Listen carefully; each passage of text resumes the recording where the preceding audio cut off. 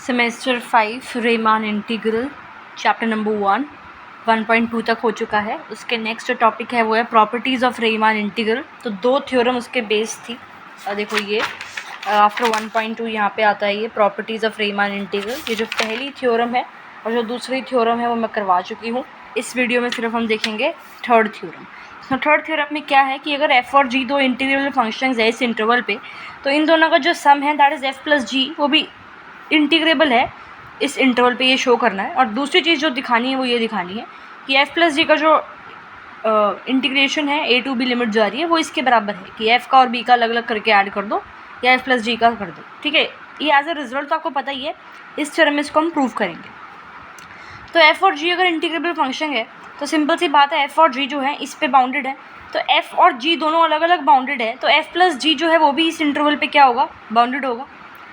ठीक है, अब हमें दिखाना क्या है कि f प्लस जी इंटीग्रेबल है, यानी कि जो आपका अपर सम है f प्लस जी का किसी एक पर्टिकुलर इंटरवल के रेस्पेक्ट पार्टीशन के रेस्पेक्ट में minus lower sum of f plus g with respect to that same partition will be less than epsilon, right. Upper sum minus lower sum should be less than epsilon, तब हम बता देंगे कि f plus जी जो है वो integrable है। तो वही दिखाने के लिए हमने ये अप्रोच बिगिन करी है।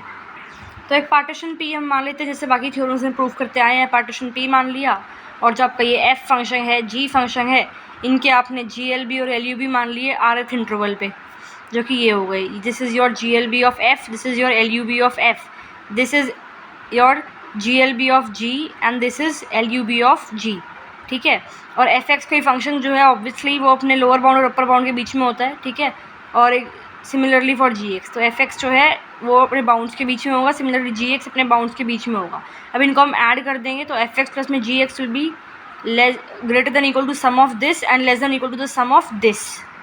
तो नेक्स्ट स्टेप में यही है, उन दोनों को ऐड कर दिया। ठीक है, ऐड करने के बाद हमने क्या किया है, हमने इसमें और इसमें लेंथ को करा है मल्टीप्लाई। ठीक है, और लगा दिया बाहर ये समेशन। ठीक है, तो ये चीज़ क्या हो गई, lower sum of f with respect to partition p, ये हो गया lower sum of g with respect to partition p, ये हो गया क्या, ये पूरा का पूरा क्या हो गया, lower sum of f plus g with respect to partition p। और इस पूरे को अगर मैं इस तरह से ओपन कर दूँ तो ये हो गया अपर सम ऑफ f, ये हो गया अपर सम ऑफ g। ठीक है, तो ये पूरा हमारे इसके बराबर आ गया। ये तो इसने एक्स्ट्रा लिख दिया, ये जो चीज़ है ये यहाँ से नहीं आई, ये इसने एक्स्ट्रा लिख दिया। ऑब्वियसली बात है कि f प्लस जी का जो लोअर सम है वो obviously less than equal to होगा f प्लस जी के अपर सम के, तो ये एक्स्ट्रा लिखा है इसने। और जब इसको हमने इस तरह से ओपन कर दिया, इसको इस तरह से ओपन कर दिया, तो इसकी जगह ये और ये ओपन करके ये आ गया। ठीक है, ओके। अब for any delta greater than zero, for any this greater than zero, अब ये क्या है, एप्सिलॉन या डेल्टा, कंफ्यूज हो जाती हूँ मैं भाई, इसमें अभी तक एप्सिलॉन है। ठीक है, तो for any epsilon greater than zero, f और g आपको इंटीग्रेबल दे रखे हैं, सिंपल सी बात है, राइट। f और g इंटीग्रेबल दे रखे हैं, तो सिंपल सी बात है upper sum of f minus lower sum of f will be less than epsilon. ठीक है, similarly upper sum of g minus lower sum of g will be less than epsilon. अब क्वेश्चन की requirement के according हमने ये epsilon bye 2 ले लिया यहाँ पे, और पार्टीशन ले लिया p1 और p2। ठीक है, कि जो f है with respect to partition p1 वो क्या है, इंटीग्रेबल है। Similarly g with respect to partition p2 क्या है, इंटीग्रेबल है। अब p1 यूनियन p2 कर दिया और हमने एक कॉमन डिफाइनर बना दी, क्या, p स्टार। ठीक है, तो upper sum minus lower sum will be less than equal to upper sum minus lower sum of ये पार्टीशन p1 के रिस्पेक्ट में, ये p स्टार के रिस्पेक्ट में। ऑब्वियसली बात है हम पहले पढ़ चुके हैं ये चीज़।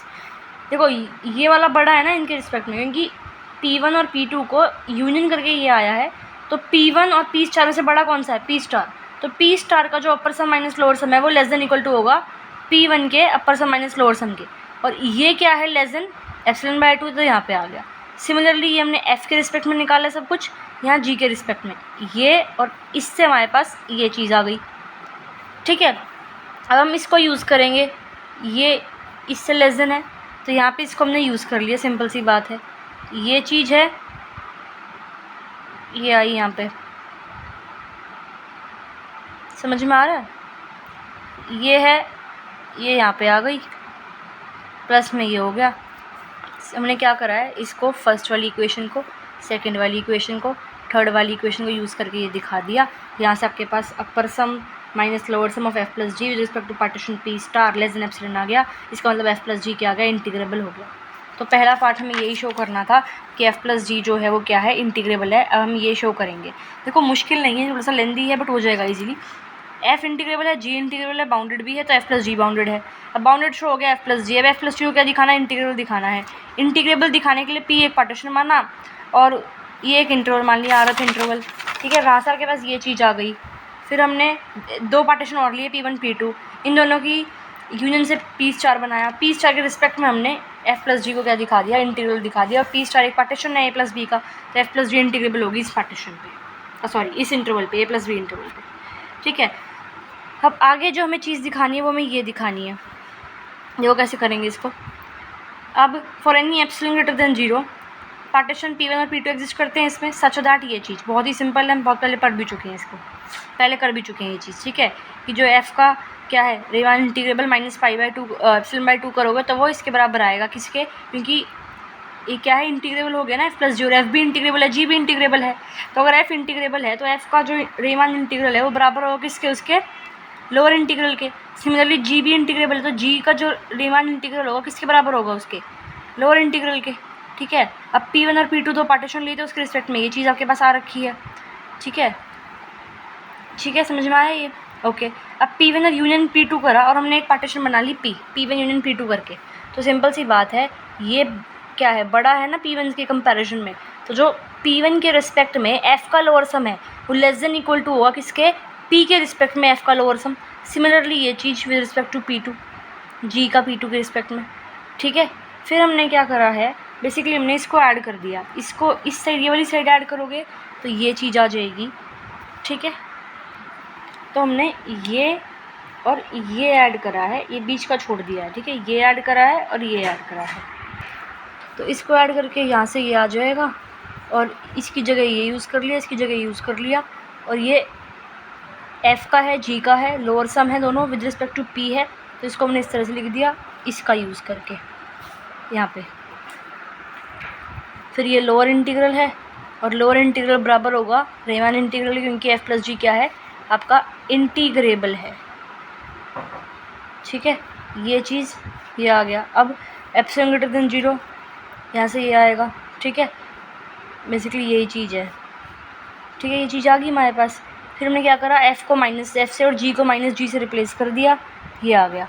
अब ये 4 और 5 को यूज़ करके हमारे पास ये आ जाएगा, बहुत ही सिंपल है, कुछ इसमें है नहीं, सिंपल तरह से सॉल्व किया क्वेश्चन को, एक बार लिख के देखोगे तो आराम से हो जाएगा।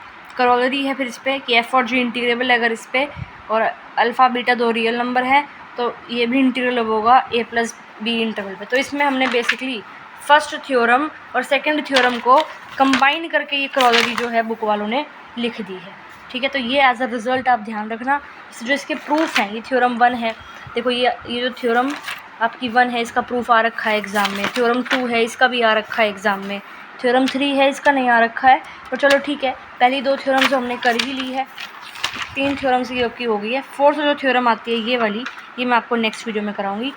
थ्योरम 1 और 2 क्लियर होंगी आपको पिछली वीडियो से। थ्योरम 3 जो है थोड़ी समझ में आपको आ गया होगा, स्टेप्स मैंने समझा दिए हैं आपको। जैसे एक बार जब इसको लिख के देखोगे ना, तो देखो इस स्टेप से ये स्टेप आया है, इस स्टेप से ये स्टेप आया है, ये मैंने आपको समझा दिया कि भाई इसको हम ये लिख सकते हैं।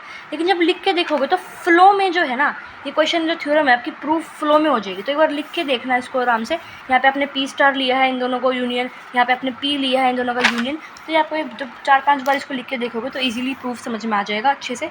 फिर एक बार वीडियो दोबारा देख लेना, क्लियर हो जाएगा ये वाली थ्योरम। थ्योरम नंबर 4 हम देखेंगे नेक्स्ट वीडियो में।